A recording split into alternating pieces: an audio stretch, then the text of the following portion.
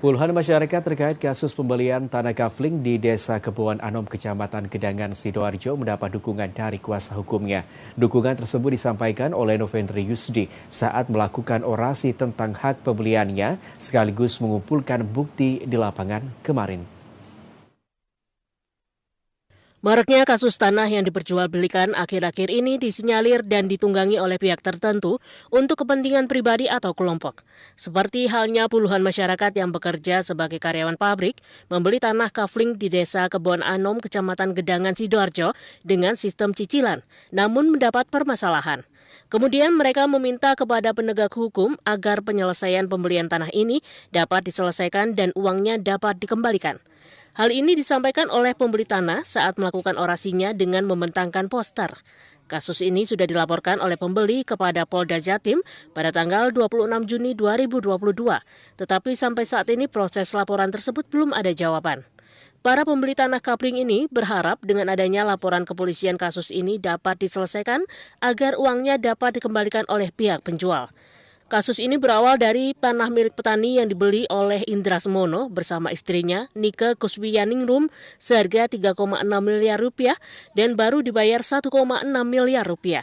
Sejak meninggalnya Indra Semono, kekurangan pembelian tanah tersebut tidak dapat diselesaikan kepada pemilik tanah.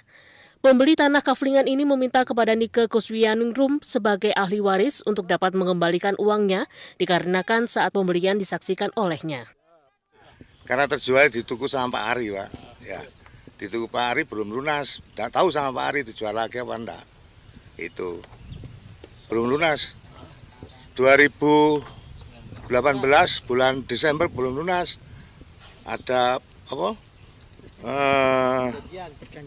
Ada perjanjiannya itu kena denda 1 bulan, 3 bulan berturut-turut 2% berapa itu ya di perjanjian itu. Terus bulan Maret 2020 batal, tidak lunas.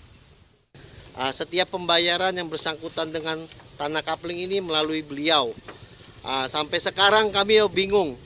Kami sudah membuat laporan di pihak Polda pada tahun 2022, tanggal 26 Juni. Sampai saat ini 19 Juni 2023 sudah hampir menjalan 1 tahun.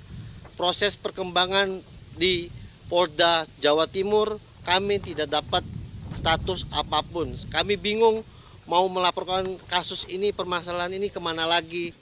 Sebenarnya permasalahan ini adalah permasalahan yang sederhana. Karena apa? Pak Ari meninggal dan adanya ahli waris, berarti kan dia bertanggung jawab. Karena dalam pembelian tanah ini, istrinya ikut serta menandatangani. Nah, jadi saya juga tidak ingin mendikte aparat hukum atau penyidik. Sebenarnya paham, tapi kenapa tidak kunjung P21? Untuk itu, mari kita saling sadar hukum, mari kita bekerja dengan baik, jangan mengambil hak orang lain untuk makan anak istri kita.